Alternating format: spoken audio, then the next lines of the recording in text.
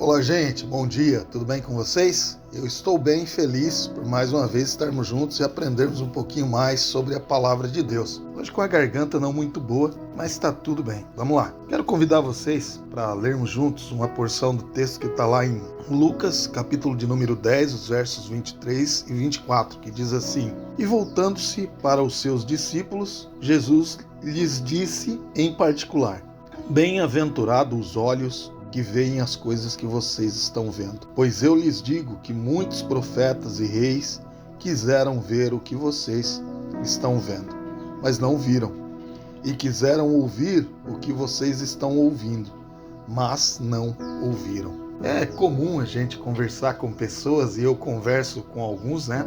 Outro dia, conversando com meu filho, o Gabriel, ele disse que gostaria de ter nascido na Idade Média, ter vivido na Idade Média. Conversando, eu também gostaria, se tivesse tido a oportunidade, de ter vivido ali por volta de 1890 até 1900 e alguma coisa. Eu acho aquele período muito interessante. Outros dizem, né, jogadores de futebol, eu gostaria de ter jogado com o Rei Pelé, nascido naquele período e jogado com ele naquele período. Outros dizem que gostariam de ter sido profissionais na área da saúde no período de 1900, 1800. Então assim as pessoas vão falando os períodos que gostariam de ter vivido. Por quê?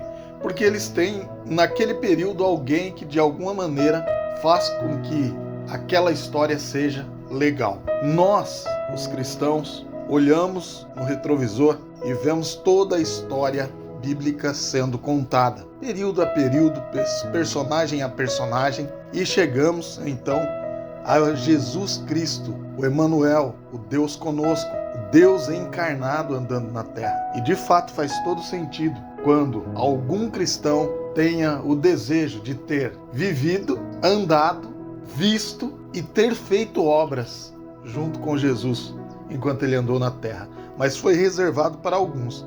Esse texto em questão que nós acabamos de ler, ele está narrando aí o regresso dos 70 ou 72 que ele havia enviado para evangelizar, para fazer obras, curar, e eles voltam felizes. E Jesus então diz isso a eles, que eles de fato têm que estar felizes mesmo. Eles devem vibrar, porque outras pessoas gostariam muito de ter visto e ouvido e vivido aquele período. Eu creio que nós, ainda hoje, quando lemos as histórias, quando lemos o texto bíblico, somos impactados pelos milagres, pela palavra, pela forma com que Jesus tratou as pessoas no seu ministério terreno. Eu fico imaginando como eram aqueles homens andando junto com Jesus, vendo, ouvindo, aprendendo, sendo instruído.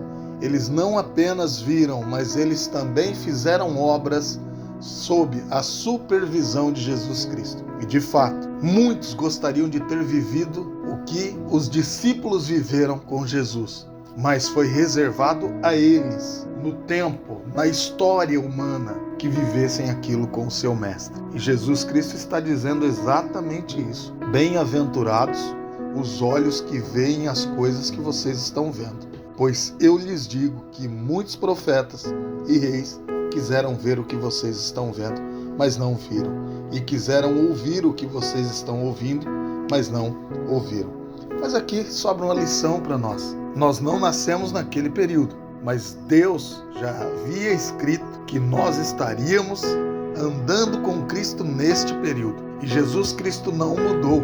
Ele é o mesmo ontem, hoje e o será para todo sempre. Jesus está comigo e Ele está com você. E por isso nós também podemos entender que somos bem-aventurados, porque os nossos olhos veem Cristo, porque os nossos ouvidos ouvem a Cristo. E tudo isso não é por conta de nossa bondade, de nossa inteligência, ou qualquer questão social ou intelectual nossa, mas simplesmente porque Cristo, o nosso Salvador, quis, em amor, se revelar a mim e a você. Então, junto com estes discípulos, nós somos também bem-aventurados. Eu espero que essa palavra o encoraje a seguir espalhando e espelhando a glória de Deus onde quer que você passe, para que em algum tempo, em alguma época, alguém possa dizer: eu gostaria de ter vivido no período em que viveu o pastor Cláudio, em que viveu